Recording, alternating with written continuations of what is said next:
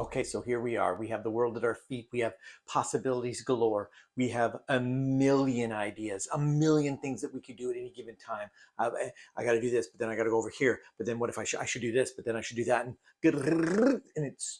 it's all in here, and it's maddening, and it's causing us to not move at all.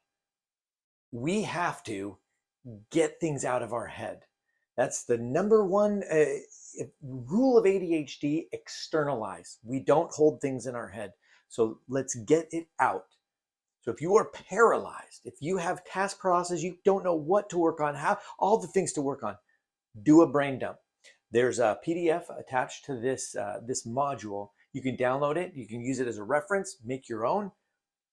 Get every single thing that's in your head out and onto that paper. Every to-do, every project, every idea, every feeling, anything that's in your head, get it out and onto that list. And now when you do that, when you get everything out, you now have permission to forget, because you've got one place where it's all right there.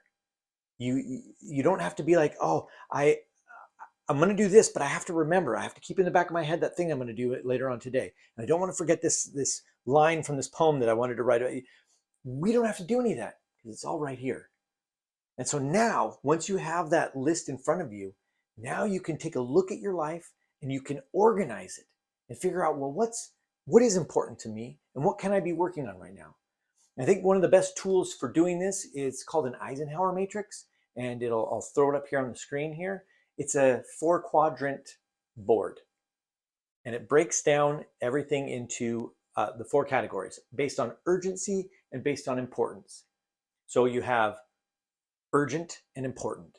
What are those things? Those are things that they're immediate consequences. Is your house on fire?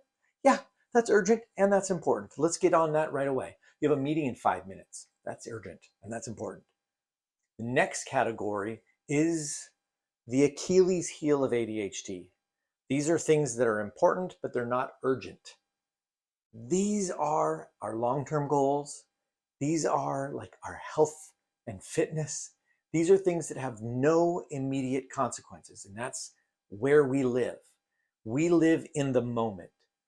So we're not thinking about our retirement plan because we're doing something right now, even though the consequence is 20 years down the road. So that is the bucket, that is the pocket that we want to be focused on the most. The third one is it's urgent, but it's not important. These are a text message, alerts on your phone, emails that suddenly pop up. These alerts are things that you get to them. Ideally, what you would do if you're in the business world, they'd be like, delegate it.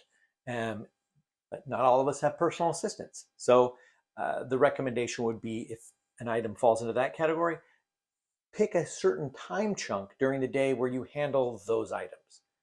And then the fourth one is a popular one for us. These are not urgent and not important.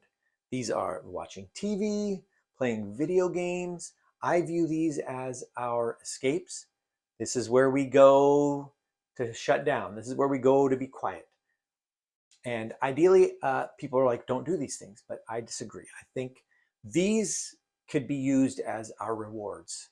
I'm going to put in time on the not urgent important tasks, and my reward, playing video games or whatever it would be.